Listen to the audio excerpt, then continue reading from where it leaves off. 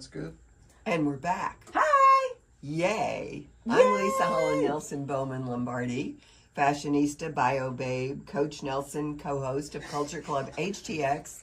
Why do we have lots of regular names and then lots of we're into it. Well, I only have 3. You have more. I have 3 names. Well, I think we've gotten past that, but let's introduce you as a Shavonnah Robert Schreiber, the other half of Culture Club HTX, the executive producer, the 8th wonder of the world, the parliamentarian. Yeah. Our executive coach, new title today. Oh, life coach. She's putting me on the right track, everyone, so be careful. Well, I might lose my sense of humor. No, whatever. Y'all be on warning. Lovely is going to not be saying yes to lots of things unless you put it on her calendar, people. All right. Good for you. It's not about us. Okay. It's about Jessica, who's here with us. I know, we're so Yes. excited. Jessica Kopp, the Houston store manager for Francis Valentine in River Oaks District. And Jessica, welcome. Thank you so much for Welcome. having me. Thank So you I for get to being do here. my bio babe trip and say, Oh my gosh, okay. Jessica brings more than 15 years of luxury fashion leadership to Houston's River Oaks District, where she manages the Francis Valentine Boutique. With past roles at brands such as Jay McLaughlin and Alice and Olivia, Jessica is known for creating a high-touch, personalized shopping experience rooted in bold color, vintage-inspired styles, and wardrobe confidence for every woman who walks through the door. I know my friends love it, and I know you've had events with them, and they bought a lot. Yes. Oh my They God. all bought the same thing. What was the event? It was the Greater Houston Women's Chamber of Commerce. Yes. Oh, right. Oh my gosh, that event was so successful for us. We got to style, do their fashion show. 50 Cent was a guest. Right, that was amazing, It was wasn't that? Yes, because I Yeah. grew up on him, and I love styling. He was so nice. I got a picture You should with have him. him do an event at your store. I'm working on it. I mean, you know how many people would come. You would like pack so out the many. store. I'm like, who can I get in contact with to get him in? Also, like the Texans players, if we could do like a give back. So I'm gonna find my ways. Don't worry. Perfect. It's that hard. Tell us a little bit about your journey into luxury retail management and how you became the manager of Francis. Okay, so it is a funny story. So I grew up in California and then spent like 5th grade until college in Las Vegas, which was, unique growing up there. Yes. I went to school for actually dental hygiene. I did that for many, many years, and I just was not in love with it. And I kind of hated it, And I was like, what's always? So I took like 2 months off. And I was with my boyfriend at the time, who's now my husband, and he was like, just take some time off of work, and figure out what you want to do. And then after like 2 months of being at home, I'm a go-getter. I'm doing stuff all day long. So I was like, okay, what have I always been into that like inspires me? And it's always been clothes. From the time I was a little girl, I would yell at my mom if my hair wasn't perfect, my outfit wasn't absolutely stunning. And now the way I dress my daughter, it's just, I just love it. I go to the grocery store dressed up.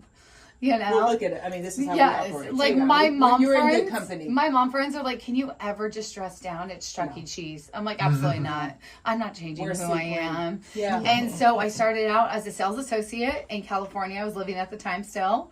And within 2 months, there was a store manager who came over from Chloe and was asking me to be her assistant store manager. I was just working like 3 days a week, sales associate, only been there 2 months. And I was like, me?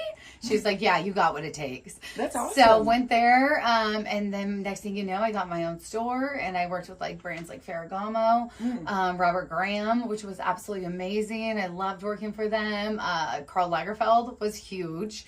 We did so much money because the bulk buyers. I didn't realize how huge it was. And then came to California and came to Houston. Houston, yep. Yeah. And then found Jay McLaughlin and did so many events with them. That's how I met a lot of the women. Did like Houston Symphony, Luncheon, Fashion Show, Tanglewood.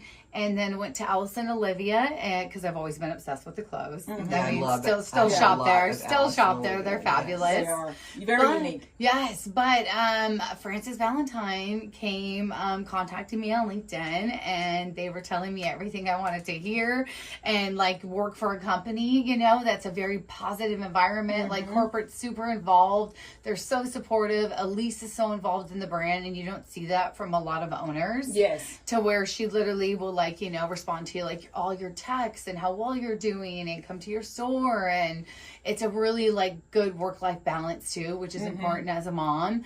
And then when I saw the clothes, I was like, oh my gosh, like I am obsessed. Like you get the mod 60s bright colors and I just love it. And I feel like they're timeless pieces that will never go out of style. And I will have these in my closet forever. I agree. Yes.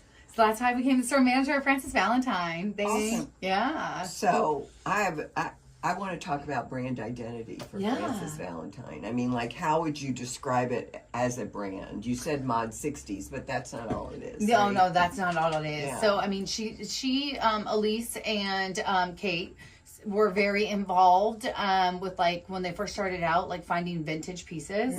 So that's what they would go shop for, and you know they were inspired by that. And one of Elise's biggest inspirations was Mary Tyler Moore and her style. Wow. And so you do get a lot of the vintage vibes, but I don't know if you've ever seen Elise's house, which she's done a home tour. It is so bright, so colorful, and her favorite color is red. So you see all the reds, the pinks. We don't shy away from color, but then we'll do classic pieces as well that maybe some ladies don't want to, you know, do so bright. So it's a little mix of everything, and they keep keeping it fresh with like the new styles. So also we get a lot of young women that can wear it too. Okay. So the age, it's The age is really expanding. birth to death. Yes, Other which than I the littles. love. Do you have children yet? No kids yet. I wish, because for my daughter. Oh yeah, your 7, daughter's like, Mom, no. oh my gosh, I did buy her like little purses and stuff like that. But I'm seeing like 20-year-olds come in, you know, and it's just, it's wonderful. And they're loving the whole like vibe of the store, the colors. So speaking of that, and speaking of from, you know, sort of the age, Right. demography sort of expanding, how do you balance honoring the heritage of like the vintage, like you said, pieces that Elise and Kate were into, and keeping the brand fresh for those younger audiences? Yes. So when I have like, you know, some of the older ladies who come in that really want those like vintage, you know, kind of 60s mod, you know, choices. And then I have like some girls that come in that want something, you know, a little hipper, if you will. So we have so many different styles. Like we have the diplomat dress that almost every young girl that comes in loves.